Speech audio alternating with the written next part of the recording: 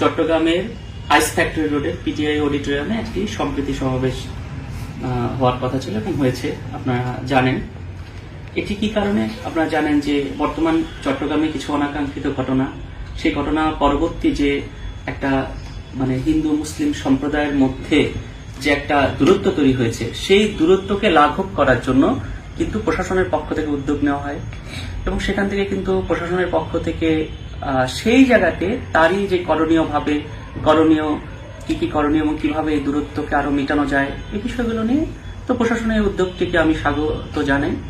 কারণ আমি দেখেছি যে এই ঘটনা পরবর্তীতে বিশেষ করে আমাদের সাধু সন্ত সহ সিএমপি কমিশনের সাথে কথা হয়েছে এবং তারা যথেষ্ট আন্তরিকতা দেখিয়েছেন। তারা বলেছেন যারা দোষী, এই দোষী ব্যতিরেক অন্য নিরপরাধী কাউকে গ্রেপ্তার করা হবে না। এবং এই কথাগুলো তারা বলেছেন এবং সিএমপি কমিশনার তার পক্ষ থেকে আমাদের শাকিল আপা তিনি যে কিন্তু ভিকটিমদের কাছে বা বিভিন্ন এরিয়াগুলোতে যে সমস্ত এরিয়া ঘটনাগুলো ঘটেছে তিনি বলেছেন এবং প্রশাসন কিন্তু যথেষ্ট আন্তরিকতা হিন্দু সম্প্রদায়ের সাথে দেখিয়েছে, যেটার জন্য তাদের কাছে আমরা ধন্যবাদ। এবং পরবর্তীতে আমরা জেলা প্রশাসক মহোদয় যে ফরিদা আপার সাথেও কথা হয় এবং তিনিও যথেষ্ট আন্তরিকতা দেখিয়েছেন, তার কাছেও আমরা কৃতজ্ঞতা জানাই। তো তাদের সাথে আলোচনার একটা পর্যায়ে তারপরে আমরা আমাদের ফরাদ মাজাহার যে কাকা, তার সাথে আমাদের কথা হয় এবং তিনি আমাদের বলেন যে এরকম একটা সম্প্রীতি সমাবেশের কথা।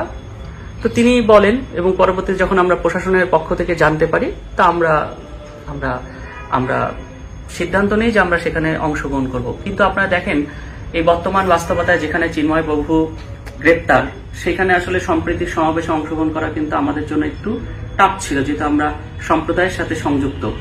সম্প্রদায়ের সাধারণ মানুষের মধ্যে একটা ভুল বার্তা যেতে পারে।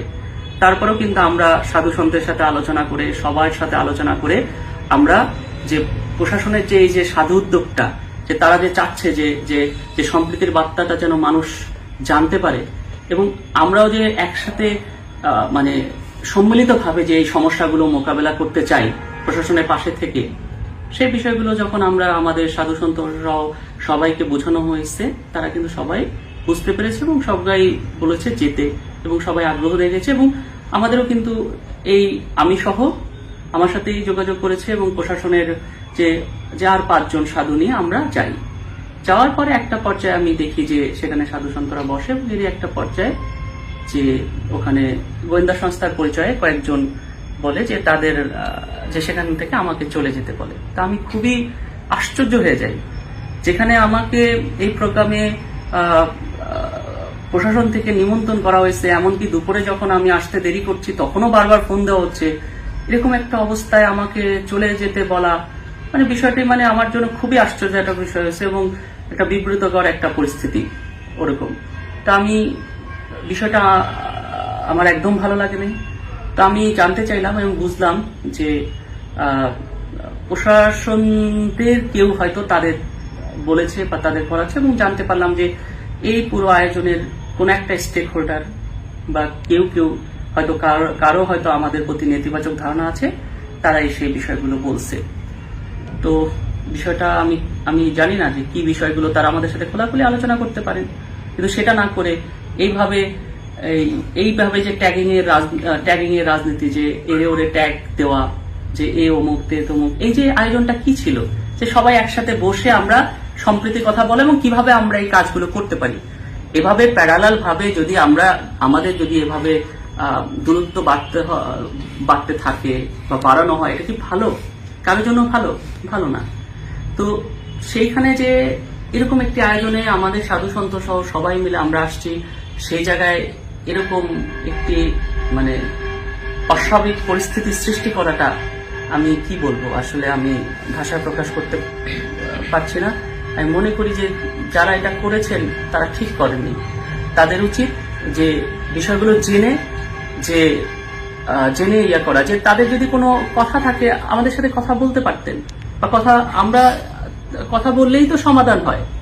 হ্যাঁ, কিন্তু আপনি যখন মানুষকে দূরে ঠেলে দেবেন তখন তাহলে সমাধান কেমনে হবে দূরে ঠেলে দিলে? তো এই আয়োজনটি আপনি বাস্তবতাতে চিন্তা করুন। চিন্ময়বাবু জেলে আমরা আমাদের সম্প্রদায়ের পক্ষ থেকে আমরা এসেছি, আমরা অনেক বড় কিন্তু মানে একটা মানে মন নিয়ে এসেছিলাম। এরকম একটা বাস্তবতায় কিন্তু আমাদের এরকম একটা সমাবেশ করার কথা না, কিন্তু তারপর আমরা অনেক বড় মন নিয়ে এসেছিলাম যে আমরা চাই প্রশাসনকে সহায়তা করতে এবং সবাই মিলে একসাথে কাজ করতে। কিন্তু সেই জায়গার থেকে এই ঘটনাটি একটা অনাকাঙ্ক্ষিত ঘটনা ঘটেছে।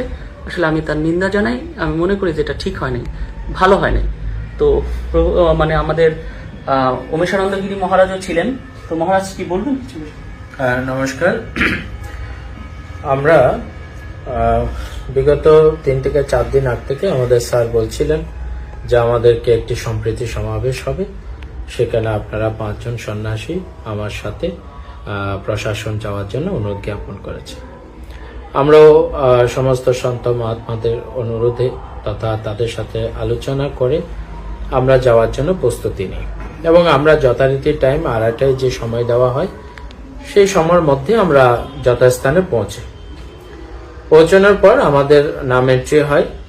নাম এন্ট্রি হওয়ার পর সেখানে আমরা আমাদের যিনি উপদেষ্টা মহারাজ আছেন স্বামী রবিশানন্দ পুরীজিকে আমরা স্টেজে, সেখানে আমাদের মাননীয় মেয়র এসছেন, তিনি নিজে ডেকে নিয়ে গেছেন, বসছেন এবং আমরা একটা সময় হঠাৎ করে আমাদের এক ভাই এসে বললেন যে স্যারকে উপরে আসতে দেওয়া হচ্ছে না। তখন আমি দাঁড়িয়ে পড়লাম, সাথে সাথে আমি স্যারকে নক করছি, ওনার পাচ্ছিলাম না। তারপরে আমি নিচে আসার জন্য যখন চাচ্ছিলাম তখন একজন প্রশাসন বললেন দাদা কোথায় যাচ্ছেন। তখন আমি বললাম আমি নিচে যাচ্ছি। তার একটাই কারণ, সেটা হচ্ছে স্যারের মাধ্যমে আমরা নিমন্ত্রিত হয়ে এখানে এসেছি একটা সম্প্রীতি সমাবেশে, ওনাকে কেন আসতে দেওয়া হচ্ছে না। তখন উনি বললেন ওনার একটু টেকনিক্যাল প্রবলেম আছে, তাই ওনাকে আসতে দেওয়া হচ্ছে না। তখন আমি বললাম তার মিনস কি, আপনি আমাকে টেকনিক্যাল প্রবলেমটার অর্থ আমাকে প্লিজ একটু বলবেন কি, সেটা কি কারণ, কি ধরনের টেকনিক্যাল প্রবলেম। তখন উনি উত্তর না দিয়ে আমার সাথে থেকে চলে গেলেন। পরবর্তীতে আমি আবার সেকেন্ড টাইম আরেকজন উচ্চতর কর্মকর্তা, ওনাকে বললাম আপনার উদ্যোগে যে এই সমাবেশ হয়েছে, আমি আপনাদের কথা শুনে আমি বিশেষ করে এখানে এসেছি, আমরা এই সাধু সন্ন্যাসীরা এসেছি, তো যিনি আমাদের প্রতিনিধি তাকে যদি আপনারা আসতেই বা না দেন তাহলে আমাদেরকে কেন আসতে বললেন। এবং আমরা তো এটাকে কখনো সম্প্রীতি বলা যায় না, এটা একতরফা এক ধরনের নিজের ব্যক্তিগত মতাদর্শ এখানে উদযাপিত হচ্ছে, সেটা ধরনের বোঝা যায়। আমরা এরকম সম্প্রীতি তো চাইনি যেখানে কাউকে ঢুকতে দেবেন, কাউকে ঢুকতে দেবেন না, তিনি টেকনিক্যাল প্রবলেম, তার প্রবলেম, এইসব কথা বলবেন।